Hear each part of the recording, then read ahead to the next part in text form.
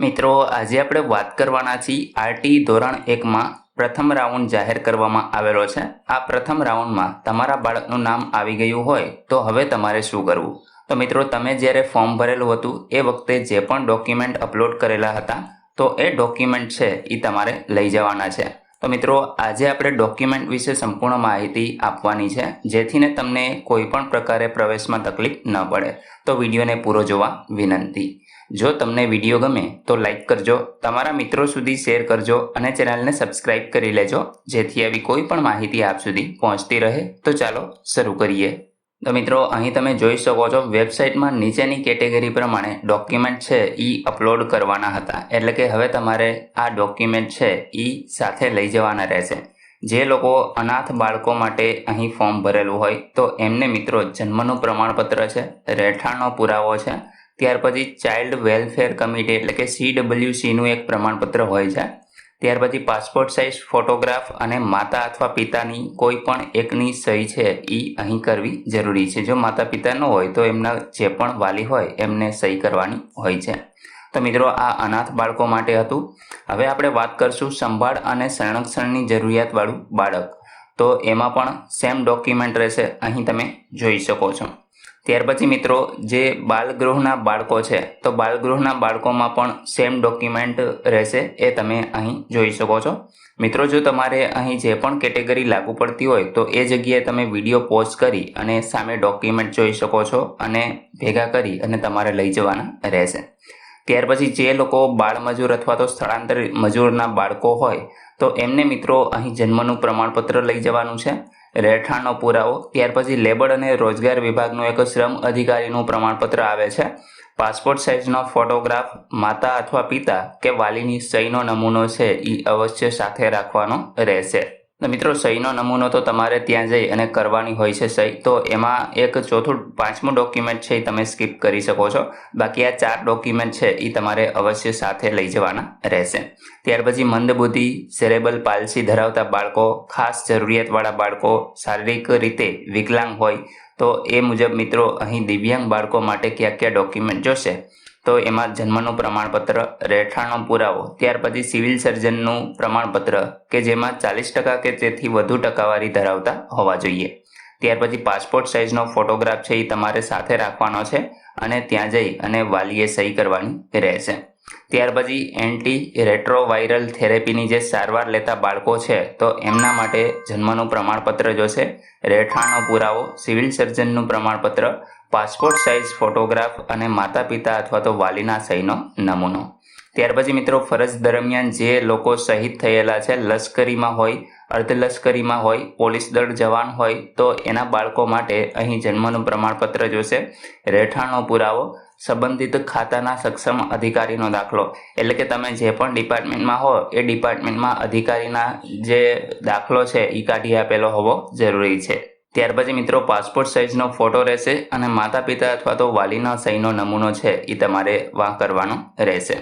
ત્યાર પછી જે માતા પિતાને એક માત્ર સંતાન હોય અને એ સંતાન માત્ર દીકરી જ હોય તો આવી દીકરીઓને લાભ છે એ મળવા પાત્ર છે, તો એમાં તમારે ડોક્યુમેન્ટ છે જન્મનું પ્રમાણપત્ર, રહેઠાણનો પુરાવો, સક્ષમ અધિકારીનો એક માત્ર દીકરી અંગેનો સિવિલ ગર્લ્સ ચાઇલ્ડ હોવા અંગેનો એક દાખલો, ત્યાર પછી મિત્રો આવકનો દાખલો જે 1/4/2021 કે તે પછીનો કટવેલો હોવો જોઈએ, પાન કાર્ડ જો તમારી પાસે હોય તો એ તમારે લઈ જવાનું રહેશે, જો ઇન્કમ ટેક્સ રિટર્ન તમે ભરતા હોય તો એ લઈ જવાનું રહેશે, ત્યાર પછી સેલ્ફ ડિક્લેરેશન, પાન કાર્ડ કે ઇન્કમ ટેક્સ ના ભરતા હોય તેના માટે આ સેલ્ફ ડિક્લેરેશન રહેશે, પાસપોર્ટ સાઇઝનો ફોટોગ્રાફ, માતા પિતા અથવા તો વાલીના સહીનો નમૂનો, આટલી વસ્તુ છે એ તમારે અવશ્ય લઈ જવાની રહેશે।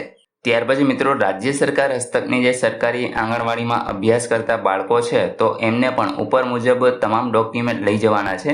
એમાં મિત્રો હતું કે સક્ષમ અધિકારીનો એકમાત્ર દીકરી હોવા અંગેનો દાખલો હતો, જ્યારે આમાં આંગણવાડીમાં અભ્યાસ કરેલ છે તે મતલબનું સક્ષમ અધિકારીનું પ્રમાણપત્ર છે એ તમારે અવશ્ય લઈ જવાનું રહેશે, બાકી જે તમામ વસ્તુ છે એ સેમ જ રહેશે।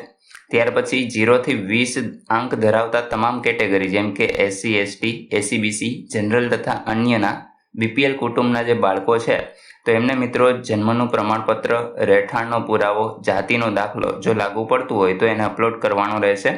બીપીએલ યાદી નંબરવાળું એક પ્રમાણપત્ર જે બીપીએલ રેશન કાર્ડ છે એ માન્ય નથી, એ તમે ખાસ જોઈ શકશો.